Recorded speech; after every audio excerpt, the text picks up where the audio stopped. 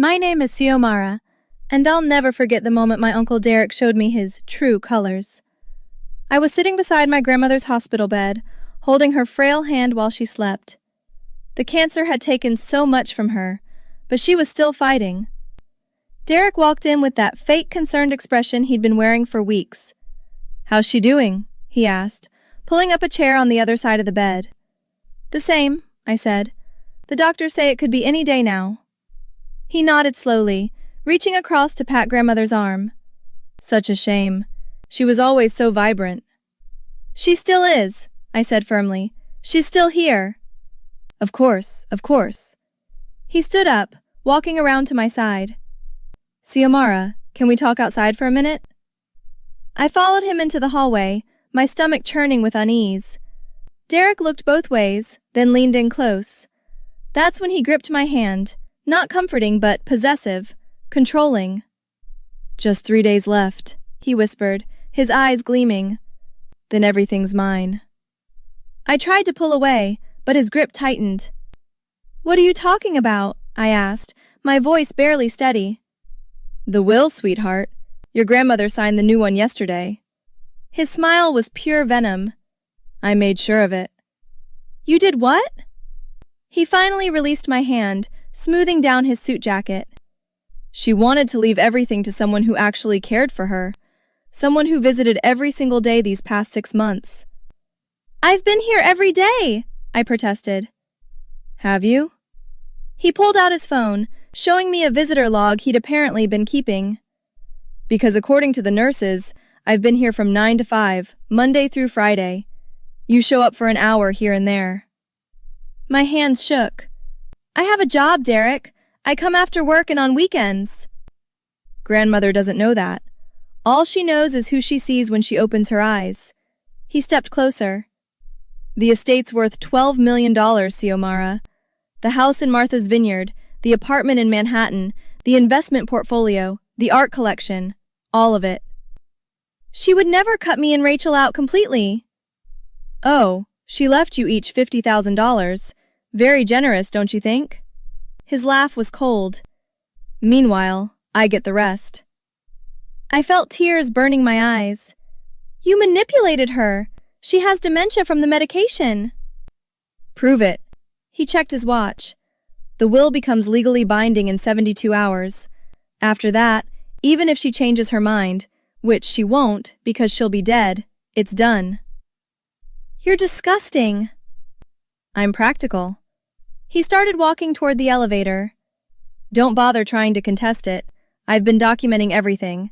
Pictures with grandmother, all my visits, even recording our conversations where she tells me how much she appreciates me." "She doesn't even know what day it is half the time." Derek pressed the elevator button. "That's not what my recordings show. In them, she's perfectly lucid, telling me exactly how she wants her estate distributed." The elevator doors opened. "Enjoy your 50,000, Xiomara. Try not to spend it all in one place." He stepped inside, that terrible smile never leaving his face. "Oh, and don't upset grandmother in her final days. It would be such a shame if she got stressed and went even faster." The doors closed, leaving me shaking in the hallway. I pulled out my phone and called my sister. "Rachel, we have a problem." Rachel arrived within the hour, her face pale with fury. "He actually said that to you?" she demanded as we sat in the hospital cafeteria. "Word for word." I showed her the red mark on my wrist where Derek had gripped me. "He's been planning this for months." "That son of a—" Rachel caught herself, taking a deep breath. "Okay, we need to think strategically.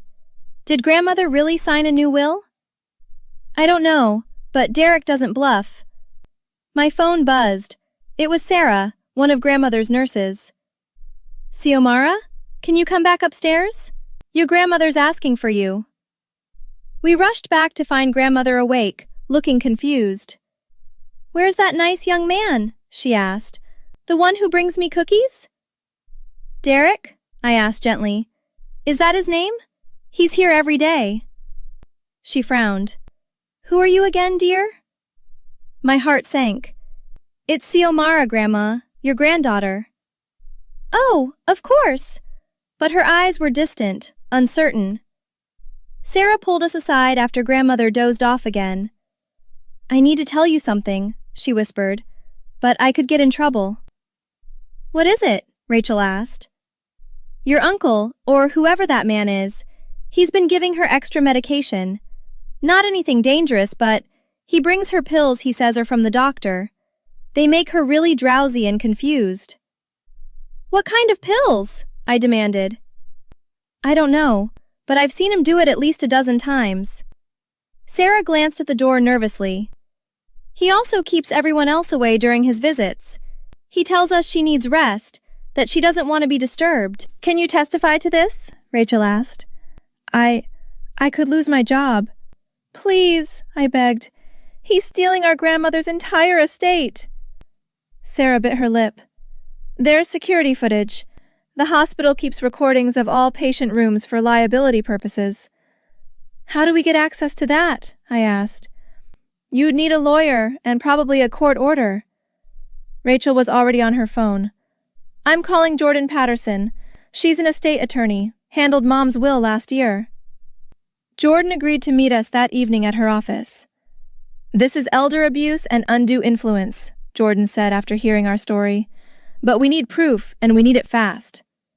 We have the nurse's testimony, I said. And potentially the security footage, Rachel added. Jordan made notes on her legal pad. The footage would be crucial. If we can show him giving her unauthorized medication, isolating her from family, and coercing her into signing documents while mentally impaired, we can invalidate the will. Can we get a court order by tomorrow? I asked. I'll file an emergency motion tonight. Jordan looked up. But we need more. Do you have any proof of her mental state before Derek started visiting regularly? I have videos on my phone, Rachel said, from 6 months ago. She was sharp as a tack, asking about my kids' grades, remembering everyone's birthdays. Perfect. Send those to me immediately. Jordan stood. Here's what we're going to do. I'll get the court order for the footage. You two need to document everything. Every visit Derek makes, every time grandmother seems confused, any witnesses who can attest to her mental clarity before this started. What about the will itself? I asked. Can we see it? If she signed it through a lawyer, that attorney has ethical obligations. I'll reach out to them tomorrow and request a competency evaluation before the will is executed. We spent the next 2 days gathering evidence. Rachel interviewed 3 of grandmother's friends, who confirmed she'd been mentally sharp until Derek's visits increased. I recorded every interaction with grandmother, documenting her confusion and memory loss. Sarah provided written testimony about Derek's suspicious behavior. On the 3rd day, the day the will was supposed to become binding, Jordan called.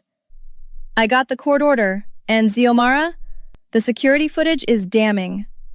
Jordan scheduled an emergency meeting at the hospital with Derek, grandmother's original attorney, a man named Mr. Thompson, and a representative from the hospital's legal department. Derek walked in looking confident, his lawyer beside him. What's this about? He demanded. My mother is dying. Can't you people leave us in peace? Sit down, Derek, Jordan said calmly. Mr. Thompson cleared his throat. I've been informed that there are questions about Mrs. Chen's— Wait, I interrupted. Our grandmother's last name is Morrison, not Chen. Mr. Thompson looked confused. I'm sorry, I have the wrong file. Mrs. Morrison's mental capacity at the time she signed the revised will. There are no questions, Derek's lawyer said. My client has documentation proving Mrs. Morrison was of sound mind. Really? Jordan pulled out her laptop. Because I have security footage that tells a different story. She turned the screen around, showing footage from grandmother's room. We watched Derek enter, look around to make sure no nurses were present, then pull a pill bottle from his pocket. Mrs. Morrison, he said on the video, his voice sugary sweet. Time for your medicine. I already took my medicine, grandmother said, sounding alert. The doctor prescribed these new ones. They'll help you rest better. I don't need to rest. I need to call Xiomara. Derek's expression hardened. She doesn't want to talk to you. She told me she's tired of dealing with a sick old woman. Grandmother's face crumpled. She said that? I'm sorry to be the one to tell you. He handed her the pills. But I'm here. I'll always be here for you. The footage jumped to an hour later. Grandmother was barely conscious, her words slurred, and Derek was placing documents in front of her. Just sign here, and everything will be taken care of, he said, guiding her hand. Jordan paused the video. Would you like to see more? I have 47 hours of similar footage. Derek's face had gone white. That's not what it looks like, he stammered. Really? I pulled out my phone. Because I also have recordings of you threatening me, admitting you manipulated her, and bragging about stealing her estate. I played the audio from our hallway conversation. Derek's lawyer stood up. I need to confer with my client. Sit down, Mr. Thompson said sharply. Mr. Derek Morrison, as Mrs. Morrison's original estate attorney, I'm formally notifying you that the revised will is being invalidated due to undue influence and mental incapacity of the testator. You can't do that, Derek shouted. I can, and I am. Additionally, I'm recommending that the family pursue criminal charges for elder abuse and fraud. Jordan smiled. The district attorney's office is very interested in this case. Derek turned to me, his arrogance crumbling. Xiomara, please. I was just trying to secure my future. You and Rachel have your careers. I have nothing. You had our grandmother's love, I said coldly. That wasn't enough for you. I'll give it back, all of it. Just don't press charges. Too late, Rachel said. The DA's already reviewing the evidence. Derek's lawyer grabbed his arm. Don't say anything else. Mr. Morrison, the hospital representative said, you're also banned from this facility. Security will escort you out. Derek looked around wildly, searching for sympathy. He found none. This isn't over, he hissed. Yes, Jordan said quietly. It is. 2 months later, we sat in Mr. Thompson's office for the reading of Grandmother's original will. She had passed peacefully 2 weeks after Derek's ban, with Rachel and me by her side. Before we begin, Mr. Thompson said, I want to address the criminal proceedings. Derek took a plea deal, Jordan informed us. 5 years probation, full restitution, and a permanent restraining order from all family members. I wanted him in jail, Rachel muttered. The DA felt the probation and financial penalties were sufficient, Jordan explained. Plus, he's now a convicted felon. That follows him forever. Mr. Thompson opened the will. Mrs. Morrison was very clear about her wishes. The estate, valued at $12 million, is to be divided equally between her granddaughters, Xiomara and Rachel Morrison. I felt tears streaming down my face. Additionally, he continued, there's a letter she wrote before her illness progressed. He handed us an envelope. Rachel opened it, and we read together. My dearest girls, if you're reading this, I'm gone. I'm sorry I wasn't strong enough at the end to fight off Derek's poison, but I knew you would be. You've always been my fighters. The money, the houses, the art, none of it matters compared to the love you showed me. Thank you for not giving up on me. Love, Grandma. She knew, I whispered. She knew what he was doing. The letters dated 2 weeks before the revised will was signed, Mr. Thompson said gently. I believe she wanted to make sure her true wishes were documented, in case something happened. Sarah knocked on the door. I'm sorry to interrupt. I wanted to see how you were doing. Come in, Rachel said, hugging her. Thank you for everything. I heard Derek tried to contact you through a mutual friend, Sarah said to me. He did. Sent a message saying he was sorry and asking if we could move past this. I shook my head. I blocked the friend immediately. Good, Jordan said firmly. Any contact violates his restraining order. Document it and send it to me. What will you do with the estate? Mr. Thompson asked. Rachel and I exchanged looks. We're donating the Martha's Vineyard house to a hospice charity, I said, in grandmother's name. And we're setting up a foundation, Rachel added, to help families fight elder abuse. We're calling it the Morrison Protection Fund. Your grandmother would love that, Mr. Thompson said, smiling. Jordan gathered her files. One more thing. Derek's lawyer contacted me yesterday. What did he want? I asked. Derek wants to apologize in person. Says he needs closure to move forward with his therapy.